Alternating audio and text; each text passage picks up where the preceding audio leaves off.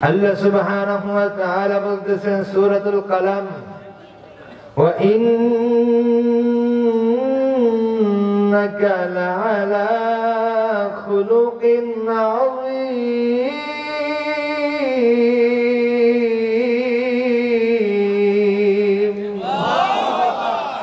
হযরত আবু হুরায়রা রাদিয়াল্লাহু তাআলা আনহু আল্লাহর হাবিব মুহাম্মদুর রাসূলুল্লাহ সাল্লাল্লাহু আলাইহি ওয়াসাল্লামের গরীব সাহাবী ছিলেন।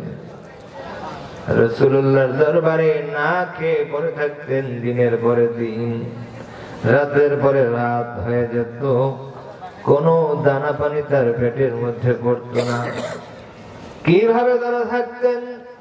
রাসূলুল্লাহ সাল্লাল্লাহু আলাইহি ওয়াসাল্লামের নুরানি চেহারা মোবারকের দিকে তাকালে তাদের ক্ষুধা মিটে যেত। আল্লাহু আকবার। সাহাবায়ে কেরামের সামনে আল্লাহর রাসূল সাল্লাল্লাহু আলাইহি ওয়াসাল্লাম যাকাতের মাল, সদকার মাল বন্টন করতেছেন। সদকার মাল জমা হয়েছে। রাসূলুল্লাহ রাষ্ট্রপ্রধান, রাসূলুল্লাহ নিজ হাতে গরিবদের মধ্যে যাকাতের মাল সম্পদ বন্টন করে দিচ্ছেন। এক বিদুইন গ্রাম্য লোক, শহরের নিয়ম কানুন আদব কায়দা বুঝে না, আসছে ওই ত্রাণের মাল, যাকাতের মাল নেওয়ার জন্য। ওই বিদুইন লোকটা, গ্রাম্য লোকটা, যার মধ্যে আদব কায়দার জ্ঞান ছিল না, শিষ্টাচার ছিল না, সভ্যতা ছিল না, ওই লোকটা এসে রাসূলুল্লাহ সাল্লাল্লাহু আলাইহি ওয়াসাল্লামের শরীর মোবারকে থাকা চাদরটা ধরে হেসকা টান দিয়ে বলল, হে মুহাম্মদ, তোমার এই চাদরটা আমাকে দাও। জোরে বলেন নাউযুবিল্লাহ। রাসূলের শরীর মোবারক, নরম শরীর মোবারক নতুন চাদরের টানের আঘাতে ক্ষত বিক্ষত হয়ে গেছে। রাসূলের শরীরের মধ্যে দাগ পড়ে গেছে। একটা নতুন গামছা কিনে তারপর আপনার শরীরে যদি পেঁচান, এই পেঁচানোর পর একজন যদি হঠাৎ করে টান দেয়, বলেন তো কি হয় অবস্থা? দাগ হয়ে যাবে না?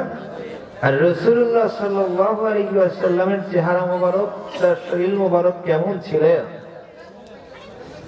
শামাইলুত তিরমিজি, ইমাম তিরমিজি রাহমাতুল্লাহি আলাইহি সিহাহ-ই-সিত্তার ৬ ইমামের এক ইমাম, তিনি রাসূলুল্লাহর দেহ অবয়ব, দেহ কাঠামো কেমন ছিল তা নিয়ে একটা কিতাব লিখেছেন, আশ-শামাইলুল মুহাম্মাদিয়া। দাওরায়ে হাদিস কামিলের সিলেবাস, আমরা কামিলের ক্লাসে এটা পড়াই।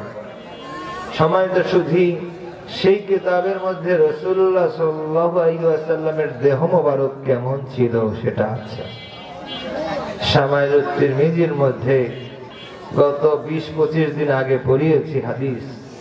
রাসূলুল্লাহ সাল্লাল্লাহু আলাইহি ওয়াসাল্লামের গাত্র বরণ, তার শরীরের কালার ছিল, আপনি দুধের মধ্যে যদি আলতা মিশান, এই দুধের মধ্যে আলতা মিশালে যেই কালারটা হয়, রাসূলুল্লাহর শরীরের রং ছিল তেমন সুন্দর। জোরে বলেন না। সাহাবী আলী রাদিয়াল্লাহু তাআলা আনহু, এছাড়াও অসংখ্য সাহাবায়ে কেরাম বলেছেন, পূর্ণিমার রজনীতে যখন চাঁদ উঠত, আমরা একবার রাসূলের চেহারার দিকে তাকাতাম, আর একবার চাঁদের দিকে তাকাতাম, একবার রাসূলের চেহারার দিকে তাকাতাম, আর একবার চাঁদের দিকে তাকাতাম। আমাদের বিশ্বাস, আমাদের অন্তরের আকীদা, ওই পূর্ণিমার রজনীতে লক্ষ কোটি তারার মধ্যে যে চারটা সুন্দর দেখায়, তার চাইতেও অসংখ্য অগণিত কোটি কোটি গুণ সুন্দর রাসূলুল্লাহ সাল্লাল্লাহু আলাইহি ওয়াসাল্লাম। যেই নবী মুহাম্মদ মুহাম্মাদুর রাসূলুল্লাহ সাল্লাল্লাহু আলাইহি ওয়াসাল্লামের চেহারা মোবারকের দিকে তাকিয়ে সাহাবায়ে কেরাম নিজেদের ক্ষুধার কথা ভুলে যেতেন। হযরত আবু হুরায়রা রাদিয়াল্লাহু তাআলা আনহু আল্লাহর হাবিব মুহাম্মাদুর রাসূলুল্লাহ সাল্লাল্লাহু আলাইহি ওয়াসাল্লামের গরীব সাহাবী ছিলেন। রাসূলুল্লাহর দরবারে না খেয়ে পড়ে থাকতেন দিনের পরে দিন, রাতের পরে রাত হয়ে যেত, কোনো দানা পানি তার পেটের মধ্যে পড়তো না। কিভাবে তারা থাকতেন? রাসূলুল্লাহ সাল্লাল্লাহু আলাইহি ওয়াসাল্লামের নুরানি চেহারা মোবারকের দিকে তাকালে তাদের ক্ষুধা মিটে যেত। আল্লাহু আকবার। সেই দয়ার নবী, মায়ার নবী, রাহমাতুল লিল আলামিন মুহাম্মাদুর রাসূলুল্লাহ সাল্লাল্লাহু আলাইহি ওয়াসাল্লামের দেহ মোবারকের মধ্যে চাদর ছিল। চাদর ধরে বিদুইন গায়ে মোলকটা এমন টান দিয়েছে, রাসূলের সুন্দর ওই দুধে আলতা, যেই সুন্দর তার গায়ের বরণ ছিল, সেই সুন্দর গায়ের মধ্যে দাগ পড়ে গেছে, লাল হয়ে গেছে। সাহাবায়ে কেরাম সহ্য করতে পারে নাই, তারা সকলে ওই বেদুইনকে ধরে ফেলছে, এই বেদুইনকে আঘাত করবে, মারবে।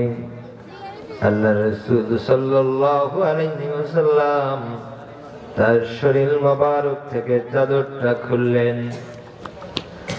দেহ মোবারক থেকে চাদরটা খুলে সাহাবায়ে কেরামদেরকে বললেন, ওকে ছেড়ে দাও।